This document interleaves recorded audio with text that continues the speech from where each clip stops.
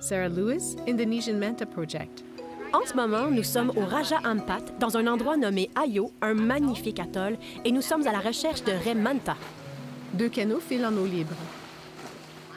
Je suis une biologiste de la conservation qui s'est spécialisée en raies manta au cours des 10 dernières années. En 2010, j'ai décidé de venir en Indonésie et j'ai fondé le Indonesian Manta Project. Elle pilote un drone depuis le canot. Ce matin, nous étions dehors avec l'équipe, utilisant des drones pour monitorer la zone afin d'apercevoir des raies manta se nourrir à la surface ou se nettoyer un peu plus en profondeur. Sarah et Nesha regardent l'écran de la caméra du drone. La manta est la plus grande raie du monde.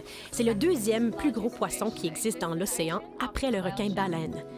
C'est ce que nous appelons un élasmobranche, ce qui signifie essentiellement que leur squelette est fait de cartilage plutôt que d'os. 2 raies nagent au-dessus de récifs. Il y a donc 2 espèces de raies manta dans le monde. Nous avons la raie manta océanique et l'autre espèce est la manta alfredi ou raie manta de récif.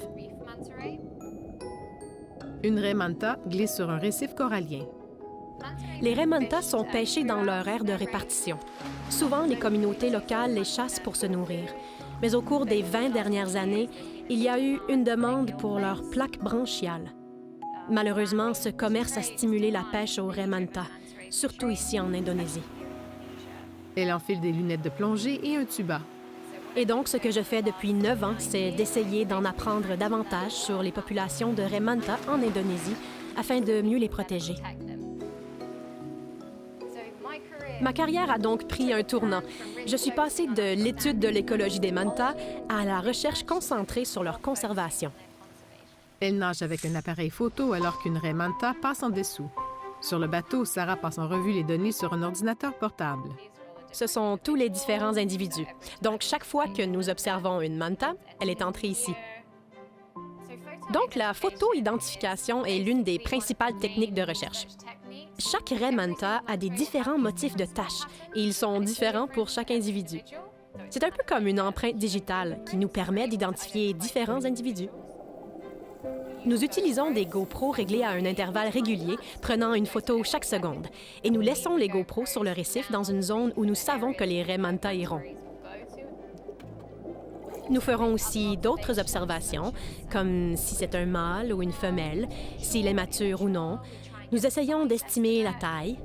S'il s'agit d'une femelle enceinte, nous le notons également. Et bien qu'il ne s'agisse que d'une photo, nous pouvons en obtenir tellement d'informations. Des photos de raies manta nageant au-dessus de nos têtes se succèdent. Je suis une étrangère. Je ne suis pas originaire d'Indonésie. Il est si important que nous donnions du pouvoir aux communautés locales et que nous les impliquions dans le travail que nous faisons. Ce que nous faisons ici en Indonésie, c'est que nous travaillons en étroite collaboration avec les communautés de pêcheurs pour les aider à abandonner la chasse aux mantas et à trouver d'autres moyens de subsistance. Nous travaillons aussi avec les gouvernements pour nous assurer que nous pouvons mettre en place des politiques qui protègent les mantas et aident à mieux gérer leur population.